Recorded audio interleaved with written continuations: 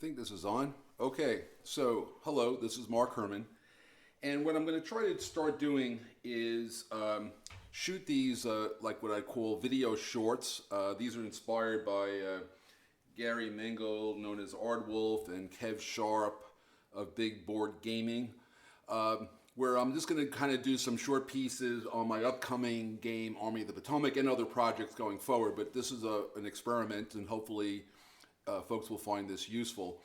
So what you're looking at is Army of the Potomac, Rebel Fury combined 1864 campaign scenario. So what you see here is this here, over here, you see this letter A. This is the spots, the map A of Army of the Potomac over here, and it runs that way. And north, by the way, is in all cases that way. And so what you see, the reason it looks weird is underneath the Spotsylvania map is a map of first the Fredericksburg map, which is now overlaid with the Wilderness map underneath the new map. So basically, it goes from, here's one of the bridges over the Rapidan River. The Wilderness campaign takes place down here. Lee comes in from these directions into the Union position, and then the fight switches over to Spotsylvania Courthouse, and this is where Spotsylvania Courthouse is, by the way. This is turn 27 of the combined scenario. So this is May 18th a.m. turn, and is what would be the end of the first scenario in Army of the Potomac, which starts on May 13th. So this is now taking us from May 4th, well, really May 5th, Wilderness, through May 18th. And on May 18th, Grant made his last assault on Spotsylvania Courthouse here. Now, what's interesting is this is the campaign scenario. So these counters actually come from Rebel Fury, because you start with Rebel Fury scenario, and unlike a battle scenario where a broken unit comes back a day later, and if you get a broken unit on the last day of the scenario, it counts as, is eliminated. Here, that's not part of the campaign. Units, every time they're broken, take a casualty. Casualty is about 1,000 men, and 3 casualties will eliminate a unit.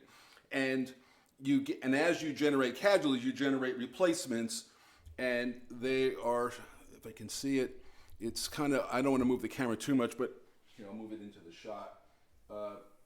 This is the new turn record track, and you'll note that it's got all this tutti frutti on it, because basically the Army of the Potomac has 7 scenarios just for the 1864 campaign. So each map there's maps A, B, C, D are the big maps. There's E, F, and G are the sort of the half maps. So, and I'll be showing that in future videos. So basically, what has happened is Grant's crossed here, gotten over to here. Lee's been fighting it out here. And what's interesting to me is it has played out right on the historical timeline, not because of any special rules or that I'm trying to make it come out that way, but the terrain and the roads drives you in certain directions anyway. And you will note in the scenario, the Union here, the Union Second Corps, and has basically with Barlow and Birney, which are crack divisions, took 2 of the Confederate entrenchments, and you can in the campaign game build entrenchments. So again, the Second Corps has started, but now Lee, just like at Spotsylvania, the first battle, which is in Rebel Fury, has already started creating a second line. But there's a lot of value in taking Spotsylvania Courthouse shortly, else it has a victory point value in the campaign that goes away over time. And so then the Union is likely to start heading down this way.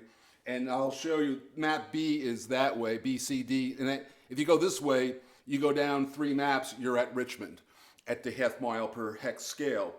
And so far, literally the casualties, the geography, where people are, is right on the historical timeline. Plus, what's different about this is there is now supply.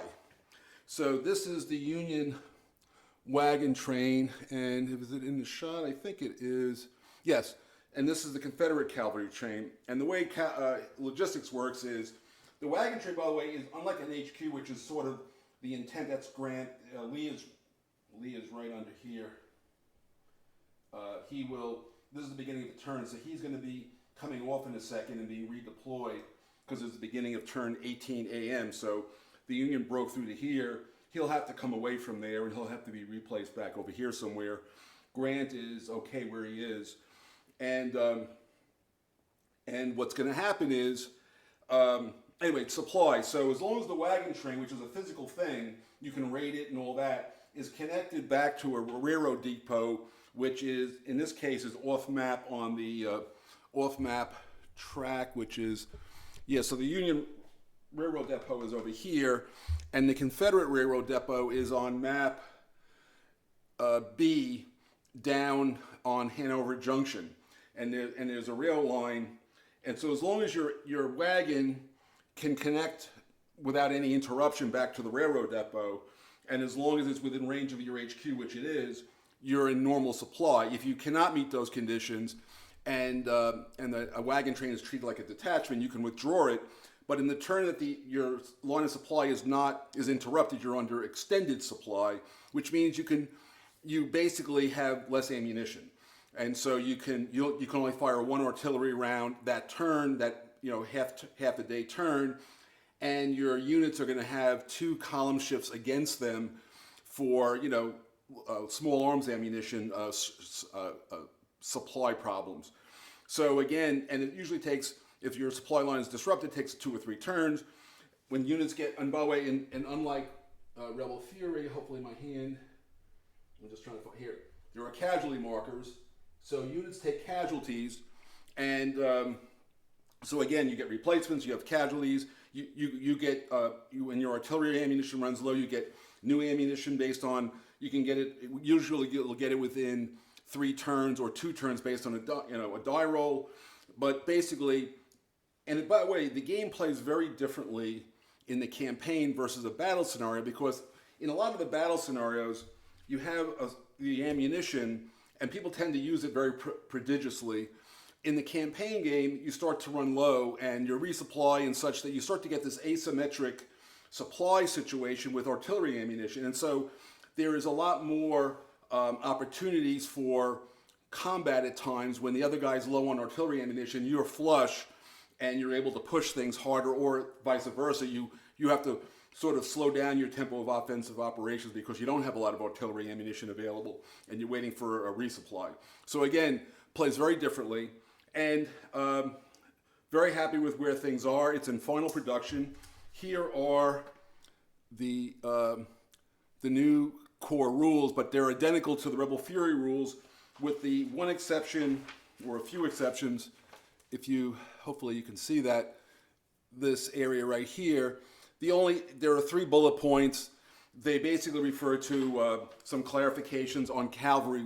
You can't do, people were doing weird stuff with cavalry, so I've now explicitly said what you can and can't do with cavalry, but that's about the only changes. So if you know how to play Rebel Fury, and you read those 3 bullet points, you know everything you need to know to play the game. The campaign game, on the other hand, has a set of not very complex rules, but covers all the key things of logistics and replacements and casualties and different kinds of, and of course the victory conditions are different.